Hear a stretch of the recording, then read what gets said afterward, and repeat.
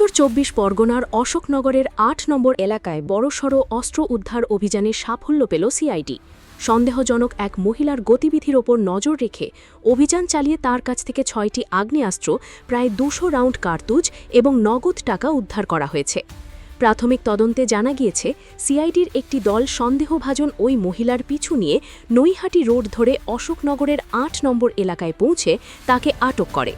এরপর তল্লাশি চালিয়ে উদ্ধার হয় বিপুল পরিমাণ আগ্নেয়াস্ত্র, কার্তুজ ও নগদ অর্থ। প্রাথমিক তদন্তে সিআইডির অনুমান, উদ্ধার হওয়া অস্ত্রগুলি বিহার থেকে আনা হয়েছিল। তবে সেগুলি কোথায় নিয়ে যাওয়া হচ্ছিল এবং এর পিছনে কোনো বড় অস্ত্র পাচার চক্র রয়েছে কিনা তা খতিয়ে দেখা হচ্ছে। এদিকে স্থানীয় এক মহিলা জানান, ধৃত যে আছে ওখানে বসেছিল আমাদের শাটারের ওই পাশে থেকে। আমাদের আগে ওই ডেলিভারি বয়রা ছিলেন, ওরাই আমাদের খবর দিল যে তোমার এরকম আর্মস পাওয়া গেছে। তারপর শুনলাম একটা বের করেছে, 6টা মতো আর্মস রয়েছে, আর 200 রাউন্ড কার্তুজ বললো, আর 12টা ম্যাগাজিন।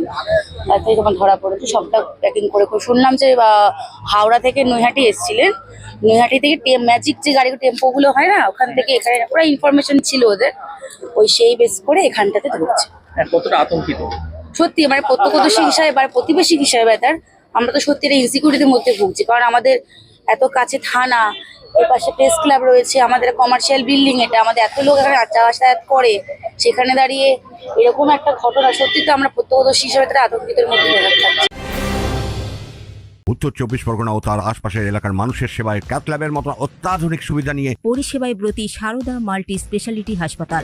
একই ছাদের তলায় মানুষ সাধারণ চিকিৎসা থেকে শুরু করে ২৪ ঘন্টা cath lab, MRI, CT scan, এনআইসিইউর মতো সুবিধা এবার থেকে পেয়ে যাবেন সারদা মাল্টি স্পেশালিটি হাসপাতালে। প্রয়োজনে যোগাযোগ করুন 033-2592-0730, 2593-0730, 2593-3562 ও 9331275635 নম্বরে। আমাদের ঠিকানা Royal Park, Kalyani Expressway, Barrackpore, Kolkata ৭,১২১। সারদা মাল্টি স্পেশালিটি হাসপাতাল, পরিষেবাই হোক আমাদের মূল লক্ষ্য। একটি মহিলা বিপুল পরিমাণে আগ্নেয়াস্ত্র নিয়ে ডেলিভারি করার উদ্দেশ্যে তিনি রওনা হচ্ছেন।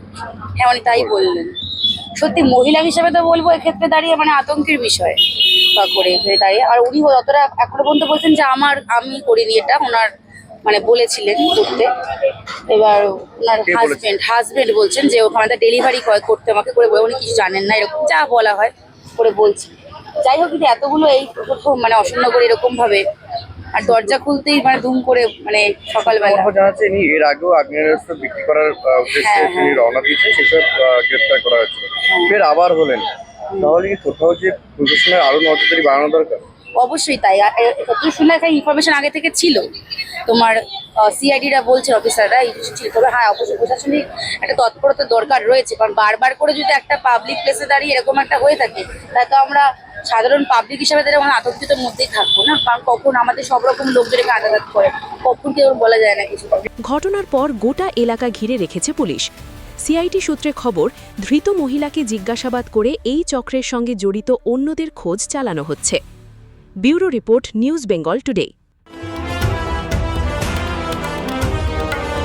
মেঘবেলা লাইভে আপনার পছন্দের টিভি চ্যানেলস সম্পূর্ণ বিনামূল্যে, শুধুমাত্র মেঘবেলা ব্রডব্যান্ডের কানেকশনের সঙ্গে। মেঘবেলা ব্রডব্যান্ড, বাংলার ঘরে ঘরে।